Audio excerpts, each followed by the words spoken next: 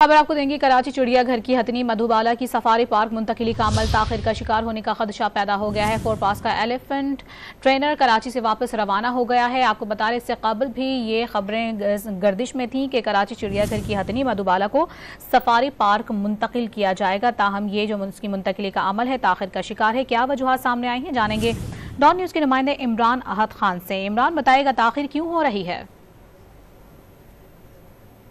जी Imran.